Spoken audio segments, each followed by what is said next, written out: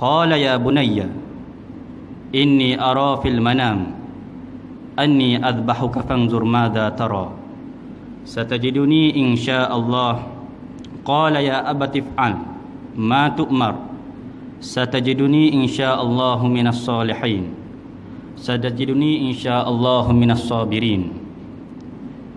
Falamma aslama wa tallahu lil jabin wa nadainahu an ya Ibrahim qad sadaqta ar-ru'ya inna kadzalika najzil muhsinin inna hadza lahuwal bala'ul mubin wa fadainahu bidhibhin 'azim wa tarakna 'alaihi fil akhirin salamun 'ala Ibrahim kadzalika najzil muhsinin innahu min 'ibadinal mu'minin.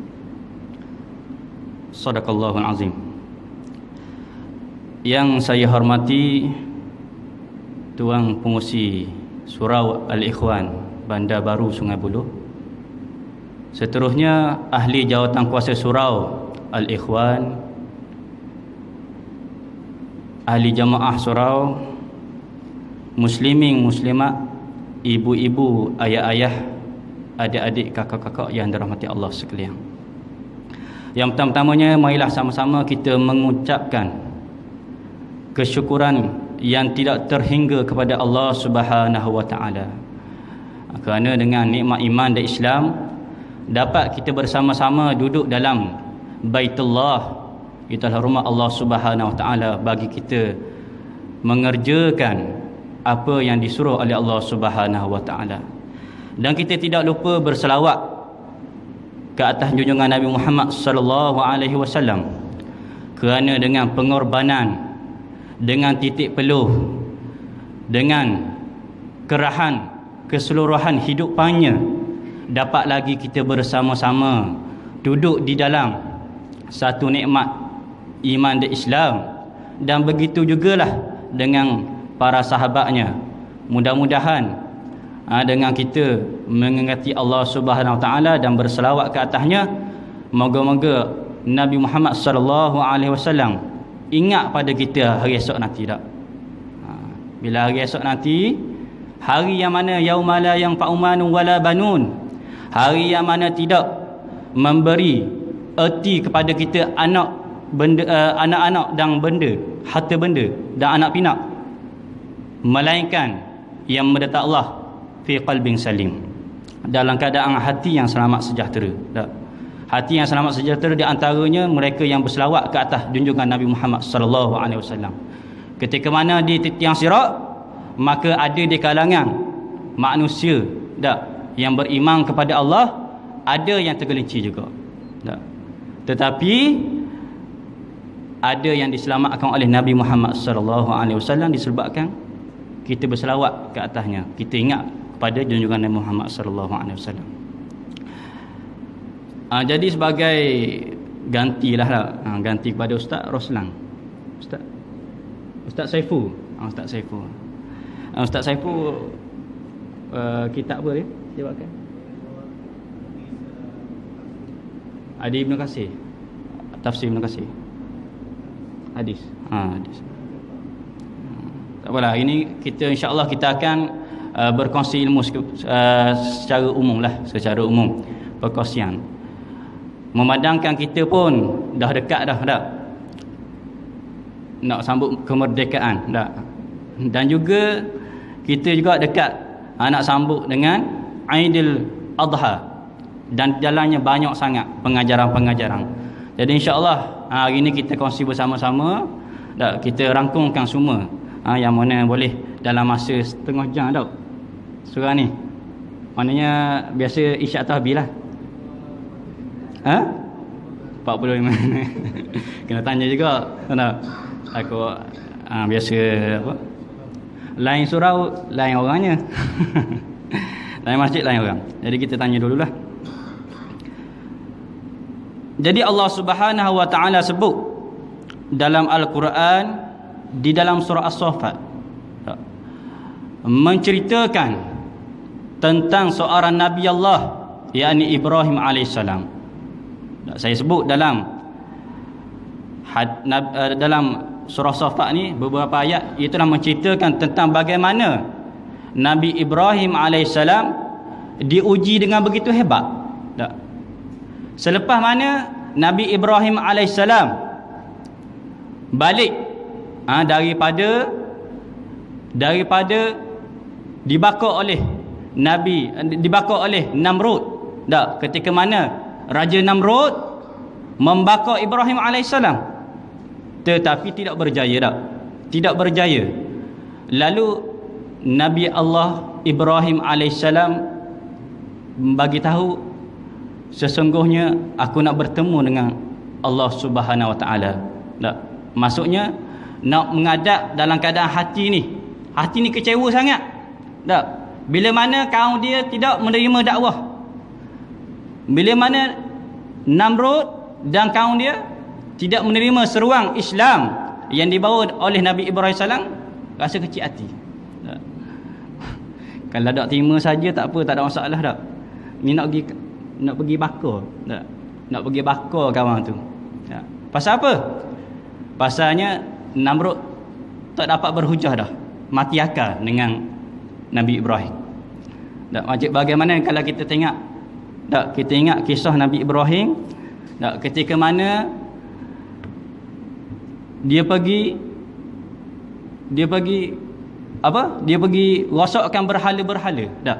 Pergi rosakkan berhala. Lalu di antara, tak, Raja Namrud panggil Ibrahim, kenapa kamu merosakkan berhala? Tak? Maka Nabi Ibrahim jawab, tak, Nabi Ibrahim jawab, sesungguhnya yang merosakkan berhala-berhala tersebut adalah berhala yang paling besar sekali. Tak? Pasal apa?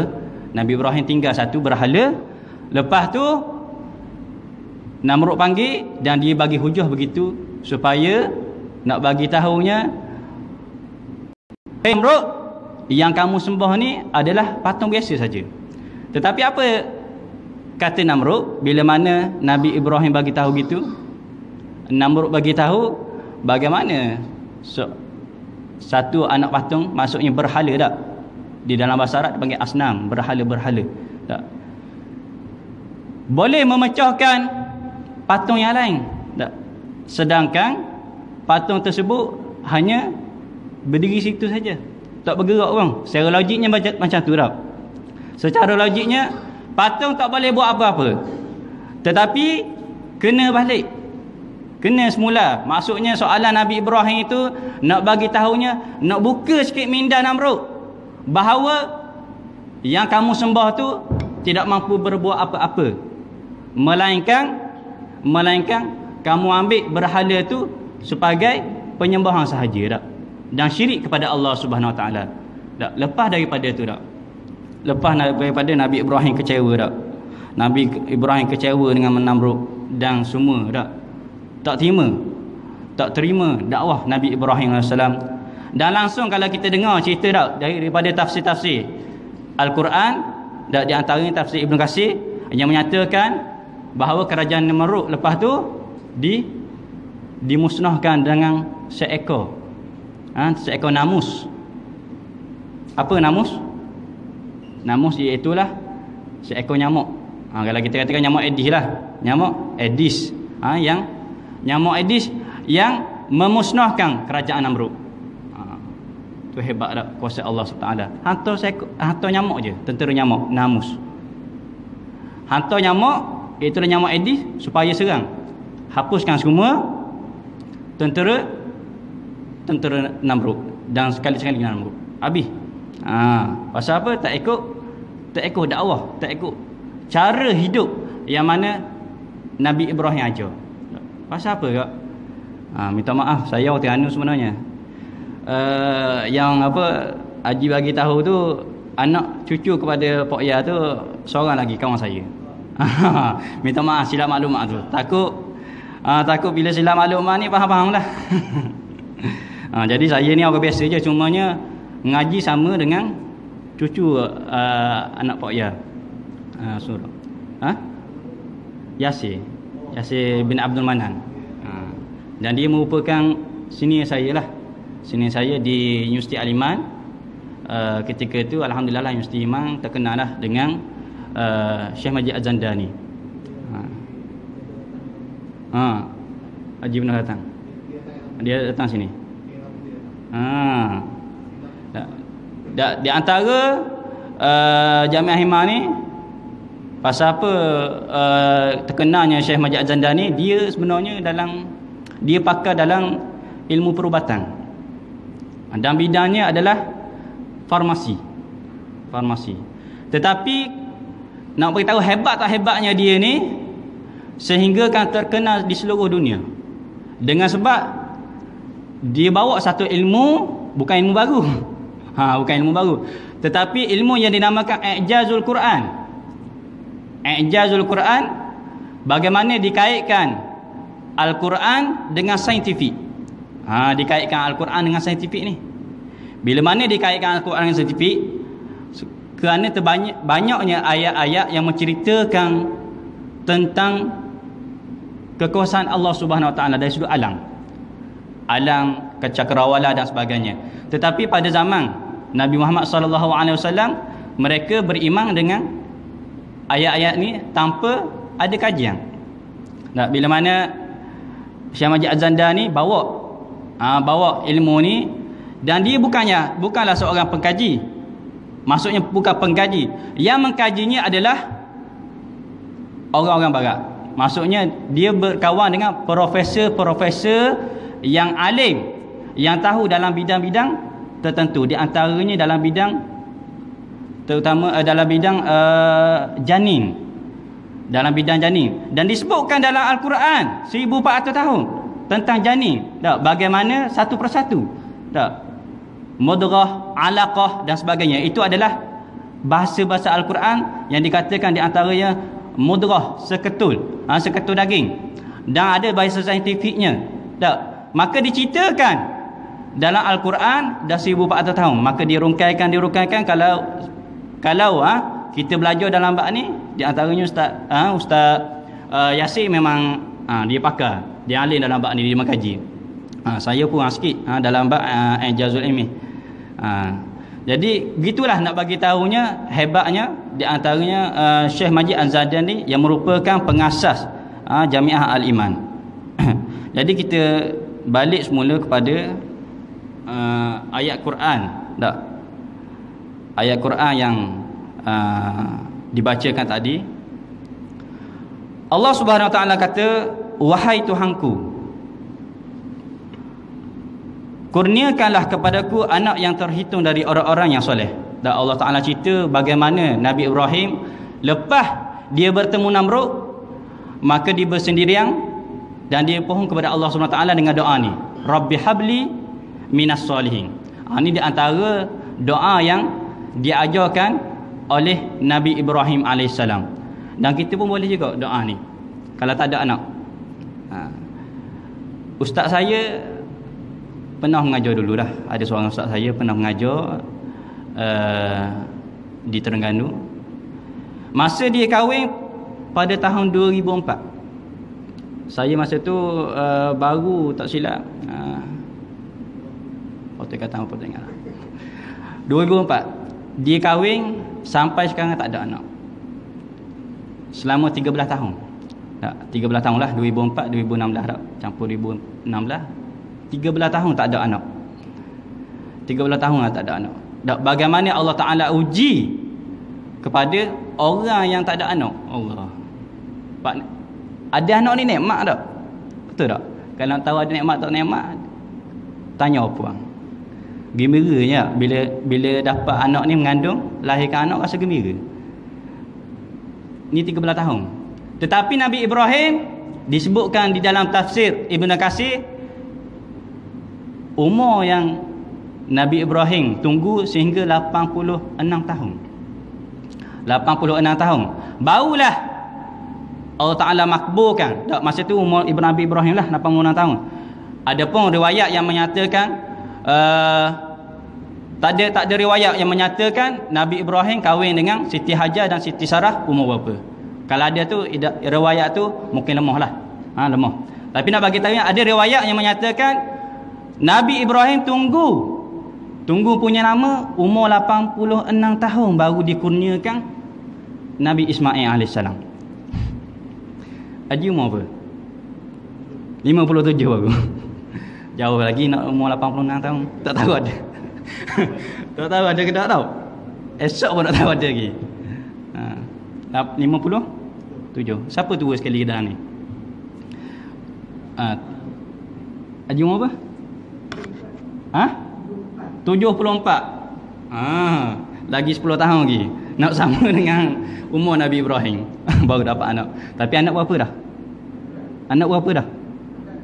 Anak 6. Cicit? Cucu? 17. Anak 6, cucu 17. Cicit ada dah? Ada lagi, insya-Allah tu bakal tu. Tak. Umur 74 tahun ada dah anak 6, cicit 14. Tapi Nabi Ibrahim baru ada anak seorang. Anak seorang baru. Allah.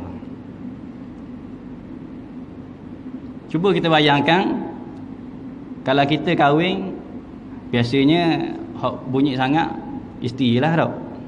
Tak ada anak lagi, tak ada anak lagi dah. Dan kita biasa salahkan awak lah penyebab tak ada anak ni. Saya okey je. Biasa macam tu lah. Yang pergi berubat biasanya isteri lah. Awak pergi berubat, pergi berubat. Rupanya benar-benar kita tak. Kalau nak teh, kalau puang, kalau dapat suami jenis gini, kalau nak teh, maksudnya nak cuba siapa yang bermasalah, suruh dia suami kita kahwin seorang lagi. Pasal apa? Pasal Siti Sarah dah teh dah Nabi Ibrahim AS. Dicuba dah Nabi Ibrahim AS. Tak. Sebelum Nabi Ibrahim AS kahwin dengan Siti Hajar, tak. Siti ni puang lah. Kalau bahasa Arabnya Sayyidah. Tak, Sayyidah. Bila mana kahwin dengan Siti Sarah, tak, sebelum semasa mana dia kahwin, Nabi Ibrahim kahwin dengan Siti Hajar, sebelum tu dia dah kahwin dah dengan Siti Sarah. Tetapi sebabkan lama sangat kahwin ni tak ada anak, lalu Siti Sarah ni sebenarnya dia nak anak. Dia nak anak, dia rasa nak anak, lalu dia bagi Nabi Ibrahim AS kahwin dengan hamba, seorang hamba yang bernama Siti Hajar daripada kaum Al-Qibti. Kaum Al-Qibti yang mana pada zaman dulunya kaumnya ni duduk di Mesir lah. Tak? Kalau bagaimana kita ingat kisah Nabi Musa AS, tak? Nabi Musa AS dia bunuh, tak? Dia bunuh daripada seorang daripada mana? Daripada kaum yang perintah pada zaman tu Firaun lah. Dan yang membelanya, dia membela kaum Al-Qibti.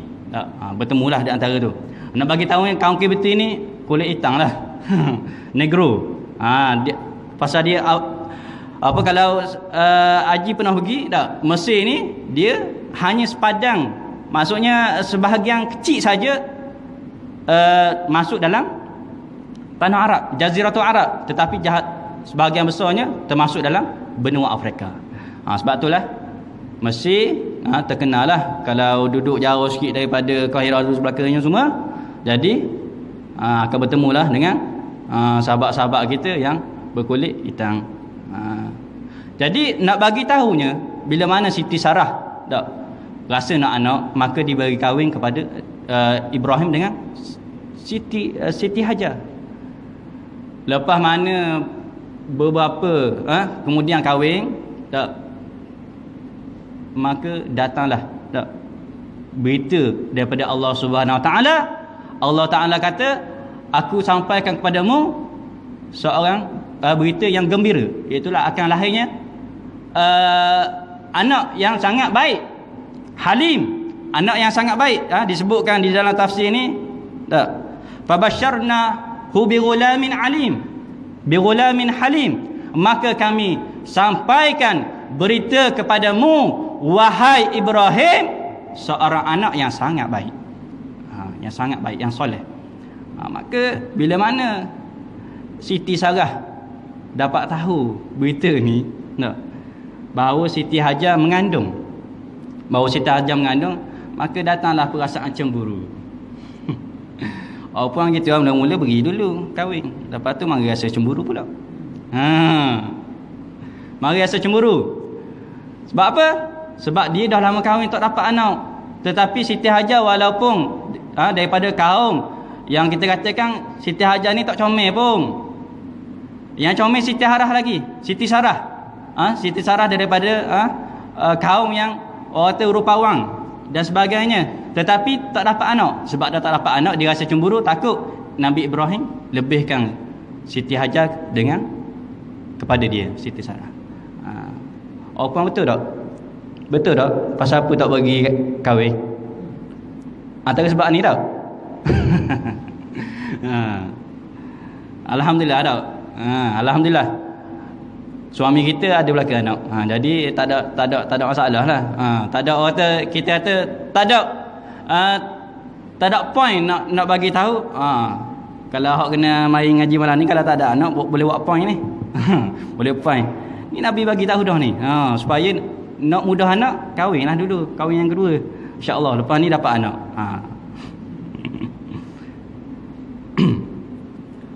Kemudian bagaimana Nabi Allah Subhanahu Wa Taala ceritakan tak, selepas dapat anak maka diuji lagi. Diuji lagi dengan ujian yang mana Allah Subhanahu Wa Taala kata, maka ketika anaknya itu sampai ke peringkat umur yang membolehkan dia, yakni Nabi Ismail AS, ketika mana besar, dah boleh dah jalan, dah boleh dah buat kerja bersama Nabi Ibrahim AS. Lalu Nabi Ibrahim berkata tak? Nabi Ibrahim berkata, wahai anak kesayanganku, ya bunayya. Ini di antara Quran ajar bagaimana bahasa yang digunakan untuk mengajar anak kita. Kalau bahasa Arab yang paling lembut, kita nak panggil anak ya bunayya. Hak paling kasar agak, biasanya kalau haji-haji pernah pergi ke Mekah ke dan sebagainya, dah orang paling kasar dia panggil benda carut lah, tak? Benda-benda huduh, ya himar. Kalau kita paling teruk benda, himar tu tahu dah? Tahu kan? Wahai keldai. Wahai dah, kedai pula dia panggil. Kalau kita, Allah, na'udzubillah tak? Hak paling teruk, hak paling jijik lah. Ya khinzir. Allah, teruk lah. Batu nak bagi tahunya, Quran ajar bagaimana untuk didik anak. Di antaranya, kita dulu kena start panggil anak, ya bunayya, wahai anak kesayanganku. Nabi Ibrahim, apa yang Nabi Ibrahim bagi tahu, tanya Nabi Ismail AS, sesungguhnya aku melihat dalam mimpi bahawa aku akan menyembelihmu, maka fikirkanlah apa pendapatmu. Tak, Nabi Ibrahim dah lah ada anak seorang ni je. Bila mana suatu hari Nabi Ibrahim bermimpi bahawa dia akan sembelih anaknya Nabi Ismail AS.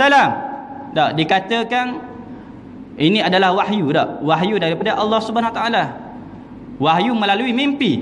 Tak? Wahyu ada banyak, tak? Wahyu ada banyak kalau kita mengaji. Tak? Di antaranya wahyu melalui getaran, bunyi. Bagaimana Nabi kita, Nabi Muhammad sallallahu alaihi wasallam, tak, ketika mana dapat wahyu melalui bunyi. Lalu Nabi Muhammad sallallahu alaihi wasallam berpeluh jeruk. Kalau kata berpeluh jeruk. Berpeluh. Habis tubik ni, habis keluar air peluh. Itu wahyu. Maka Nabi Ibrahim AS diwahyukan dengan sembelih anak dia melalui mimpi. Lalu bagaimana jawab anak? Jawab seorang anak yang soleh, jawab seorang anak yang baik. Nabi Ismail AS jawab, wahai ayah, jangan jalankanlah apa yang diperintahkan kepadamu. Wahai ayah, tunaikanlah apa yang diperintahkan olehmu. Sesungguhnya kamu akan dapati aku di kalangan orang-orang yang sabar. Ini jawab Nabi Ismail AS kepada ayah di Nabi Ibrahim AS. Bagaimana hebatnya pendidikan Nabi Ibrahim AS. Didik anak Nabi Ismail AS sampai setakat tu, sampai begitu semua. Tak diceritakan dalam Quran, sehingga kan Nabi Ibrahim alaihissalam tak nak sembelih ni, nak sembelih lalu tak Nabi Ismail alaihissalam tak kata apa, tak kata apa. Maksudnya serah diri bulat-bulat kepada Allah Subhanahu wa taala.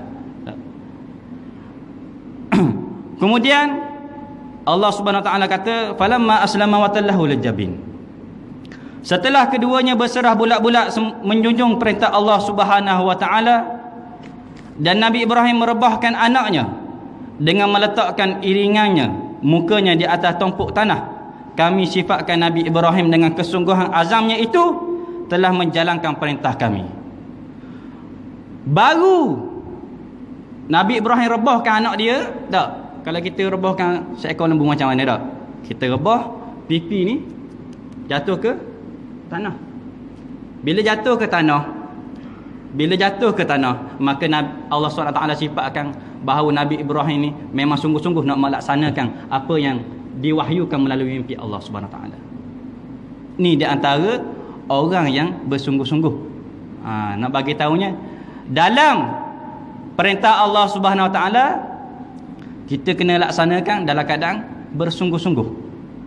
Dalam keadaan bersungguh-sungguh, barulah datangnya kebaikan, barulah datangnya apa yang dinamakan nikmat. Betul lah. Salah satu man kunna fihi wajada halawatul iman. Bagaimana Nabi Muhammad sallallahu alaihi wasallam kata, bagi seseorang tu nak mencapai kemanisan iman mesti ada 3 perkara. Salasum man kunna fihi wajada halawatul iman an yakuna Allah ahabba ilaihi.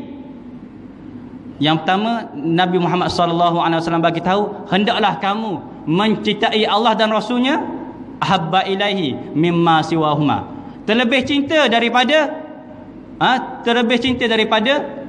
dirinya sendiri. Maknanya cinta kepada Allah dan Rasul melebihi daripada cintanya dirinya sendiri. Ini di antara kecintaan yang diluahkan oleh Nabi Ibrahim dan Nabi Ismail kepada Allah Subhanahu Wa Taala.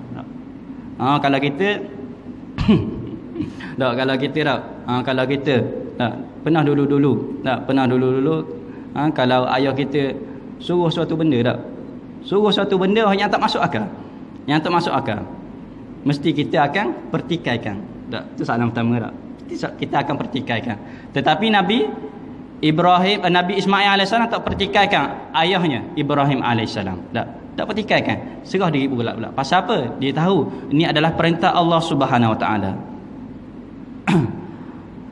Lalu Allah Subhanahu Wa Taala bagi tahu, wa nadainahu an ya Ibrahim, dan kami menyerunya, wahai Ibrahim, engkau telah menyempurnakan maksud mimpi yang engkau lihat itu.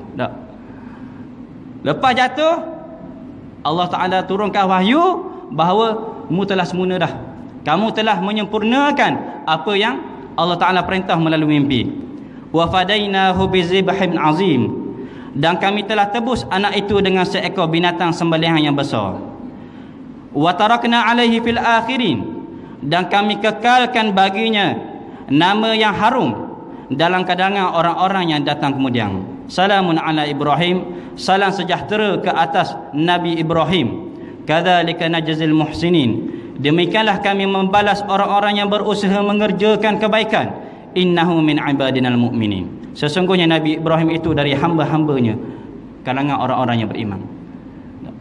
Nak bagi tahunya bagaimana peristiwa yang dirangkaikan dalam Quran setiap kali nak sampainya bulan Zulhijjah, maka ustaz-ustaz nak bagi tahu cerita tentang bagaimana cerita Nabi Ibrahim alaihissalam dengan Ismail. Sehingga kan Allah Subhanahu Wa Taala bagi tahu dalam Quran, wa tarakna alaihi fil akhirin, dan kami kekalkan baginya nama Nabi Ibrahimnya, dan cerita ni dalam Al-Quran menjadi ingatan kepada orang-orang kemudian. Maknanya sampai sekarang. Sehingga kan disyariatkan di dalam syariat Nabi Muhammad sallallahu alaihi wasallam bahawa korban yang mana dilaksanakan oleh Nabi Ibrahim alaihissalam kepada anaknya Nabi Ismail dan digantikan kepada dan dikatakan di dalam tafsir Ibn Katsir, dikatakan kibas yang turun daripada syurga. Daripada syurga, yang menjadikan kibas tu sebenarnya daripada kibas Habil, Nabi, anak-anak Nabi Adam alaihissalam. Inilah cerita yang mana menjadi pengajaran kepada kita sehinggalah kita sendiri tak miss, kita kata tak miss, tak lupa kisah Nabi Ibrahim alaihissalam walaupun banyak kali kita ulang. Dan di antaranya lagi, bila mana kita tahu cerita Nabi Ibrahim alaihissalam, kisah ni kita nak relate di antara erti kemerdekaan yang sebenar.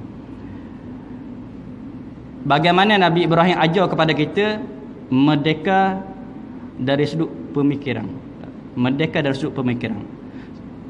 Sebabnya kemerdekaan yang sebenarnya adalah merdeka daripada api neraka Allah Subhanahu Wa Taala. Kita dijajah selama berapa tahun? Tahun ni masuk apa? 59 tahun dah. 59 tahun. Kalau 59 tahun kau, masuknya dah separuh abad dah. Dah separuh abad kita merdeka. Maksudnya ada dah yang meninggal dunia dan sebagainya. Haji umur 57. 2 tahun sebelum kelahiran merdeka.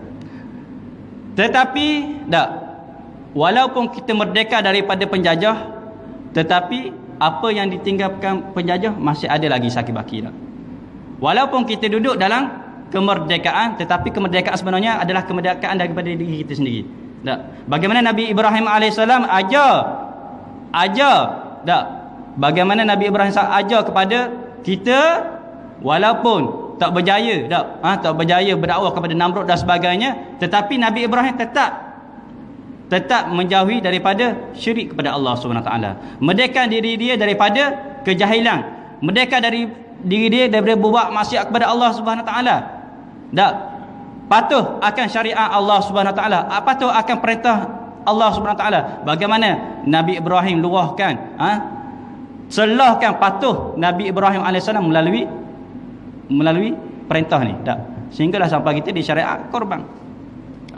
Korban ni sunat ke wajib? Sunat ke wajib? Sunat muakkad. Sunat muakkad. Sunat yang digalakkan ke atas semua ke umat Islam? Ke atas yang mampu ke atas yang mampu. Bagi orang yang mampu bagi orang yang mampu, maka disunatkan. Maksudnya sunat muakkad ni dia lebih hampir dengan wajib.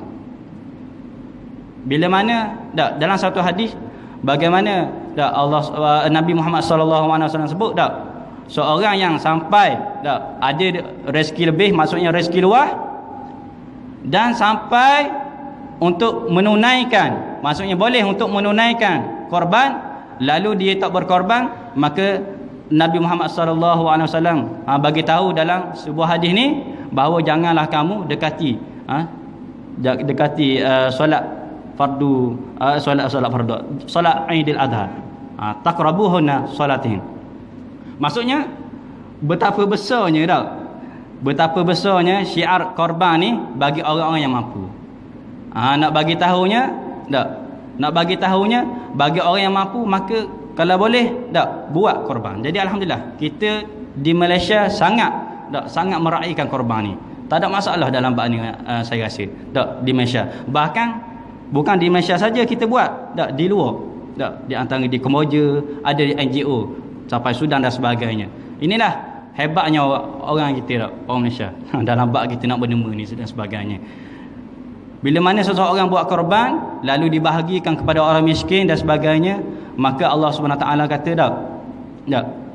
bila mana kita saksikan darah sendiri bila berkorban, ni kelebihanlah bagi orang yang buat korban dekat rumah sendiri dan sebagainya, di halaman sendiri, maka kita saksikan darah, maka darah dan sebagainya tu semua akan menjadi saksi kepada diri kita ke hari kiamat. Akan ganti pahala yang sangat besar di hari akhirat kelak. Dan sebenarnya korban ni juga ajar kepada diri kita supaya menguruskan kewangan. Bagaimana cara untuk kita uruskan kewangan? Kita Mungkin ada di kalangan kita orang yang bekerja, ada tak sini kerja 3,000 ke atas? Ramai tak? 3,000 ke bawah paling kurang 1,000 lah tak? Komang tak? Di Selangor ni paling kurang 1,000. Mungkin ada di kalangan kita tak mampu buat korban tak? Setahun sekali. Pasal apa sekarang ni naik harga 600 lebih, paling kurang 600 sekarang ni tak? Jadi bila mana kita tak mampu, bagaimana cara untuk kita menguruskan? Kita nak dapat pahala yang sangat besar ni setahun sekali je. Tak ada dah tahun lain. Maksudnya tak ada dah bulan lain. Ada bulan Zulhijjah saja, setahun sekali je. Tapi belum tentu kita dapat. Korban ni mengajar kita sebagai orang Islam menguruskan kewangan. Kita kumpul duit bermula daripada awal bulan Muharram. Awal bulan Muharram kita kumpul duit.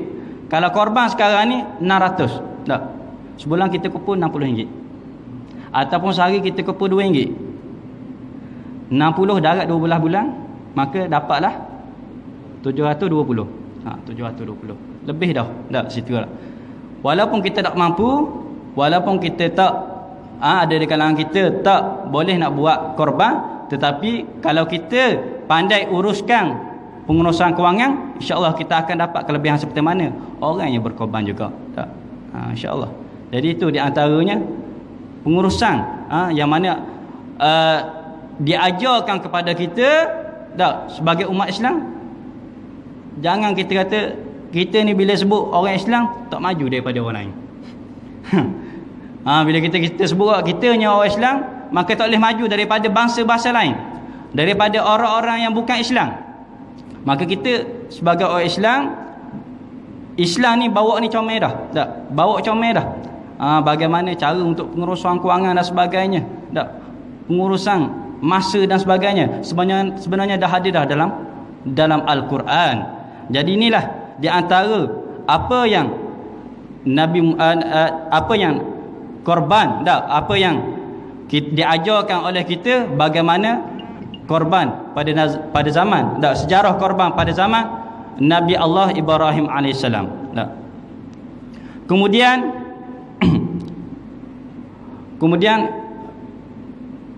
ada beberapa masalah beberapa masalah kalau kita lihat di antaranya, kalau sini saya rasa tak ada masalah kot.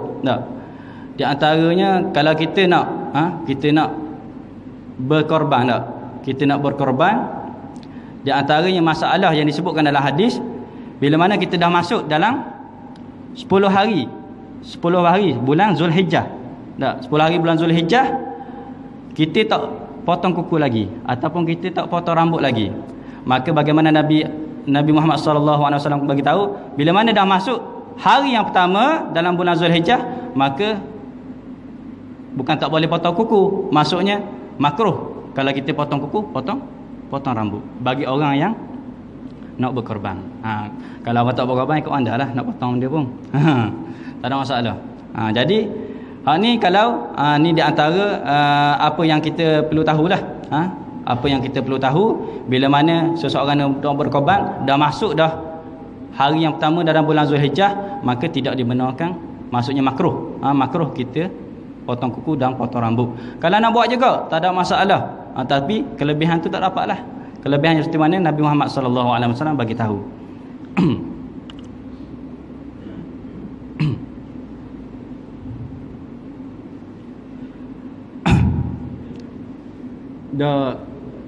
Dah tu dah masuk dah, insya-Allah. Insya-Allah. Kita berhenti sikit lagi. Jadi bila kita sebut merdeka dari sudut pemikiran, bila kita sebut merdeka dari sudut pemikiran, maka kita kena merdeka jugalah dari sudut pemikiran zaman jahilah. Bagaimana Allah SWT sebut zaman berzama sentiasa kita berbalah. Allah Ta'ala sebut dalam Quran, wa'tasimu bihablillahi jami'a. Maka hendaklah kita berpegang teguh dengan tali Allah. Bila mana semua orang nak berpegang teguh dengan tali Allah, semua orang nak berpegang teguh dengan Al-Quran dan Sunnah dan sebagainya. Tetapi Nabi Allah SWT ajar bagaimana kalau kita nak berpegang dengan Al-Quran dan Sunnah sebagainya, maka hendaklah kita ingat balik sejarah fadhkurullaha 'alaikum ni'matuhu id kuntum a'da'an fa'alafa baina qulubikum. Nah, Allah SWT bagi tahu tak bagaimana kamu kena ingat balik. Kamu kena ingat balik nikmat-nikmat yang Allah Taala kurniakan kepada kamu, bahawa sebelum ni kamu berbalah, kamu bermusuh-musuh di antara satu sama lain. Maka dengan nikmat Allah Taala tu disatukan di antara ukhuwah persaudaraan di antara orang Islam. Tak. Maka korban juga mengajarkan kepada kita berukhuwah, bersilaturahim. Tak. Kan kalau kita tengok orang kita tak, seekor lembu boleh tumbang 100 orang. Betul tak? Nak bagi tahu ramai lah. Bergotong royong, ramainya seekor lembu boleh korban 20 orang. Kalau orang agak tak, kalau kita pergi orang agak, seekor kambing seorang je. Kita seekor kambing mungkin 3-4 orang. Tak, nak bagi tahunya hebatnya ukhuwah di antara orang Melayu tak, orang Islam kita. Tetapi orang Arab tak, kalau tengok video dan sebagainya, unta boleh datang macam tu je. Kita pun tentu tak tengok unta tengok celong kita tak balik awal. Jadi itulah di antara hebatnya, di antara korban juga mengajarkan kita persaudaraan. Dia tak kira bangsa tak. Kalau Bangla mari tak, isu dulu Bangla dan sebagainya lah, mari nak minta kita bagi daging dan sebagainya. Tu dia di antara ajarnya tak, korban mengajarkan kita persaudaraan di antara setiap bangsa. Tak kiralah dia Cina, tak kiralah dia India, tak kiralah dia hitam ke, dia putih ke dan sebagainya, apa bentuk pun sekalipun, tetapi korban mengajarkan kita supaya bagi dengan adil dan sebagainya. Jadi rasa sekadar itulah sebagai pengertian, perkongsian ruangan daripada Ustaz Saiful ni. InsyaAllah mudah-mudahan apa yang baik datang daripada Allah Subhanahu Wa Taala dan apa yang buruk datang daripada diri saya sendiri. Ma asabaka min sayyi'atin faminallah wa ma asabaka min sayyi'atin famin nafsi. InsyaAllah kita berdoa. A'udzubillahi minasyaitonirrajim. Bismillahirrahmanirrahim. Alhamdulillahirabbil alamin wassalatu wassalamu ala asyrafil anbiya'i wal mursalin wa ala alihi wa sahbihi ajma'in. Allahumma 'allimna minhuma jahannam Allahumma aftahna futuhal arifin warzuqna fahman nabiyyin bijaibil khatamil anbiya'i wal mursalin. Rabbana zalamna anfusana wa illam taghfir lana wa tarhamna lanakunanna minal khasirin. Rabbana atina fid dunya hasanah wa fil akhirati hasanah wa qina azabannar. Rabbana hab lana min azwajina wa dhurriyyatina qurrata a'yun waj'alna lil muttaqina imama. Wa sallallahu ala sayyidina Muhammad wa ala alihi wa sahbihi wasallam walhamdulillahi rabbil alamin.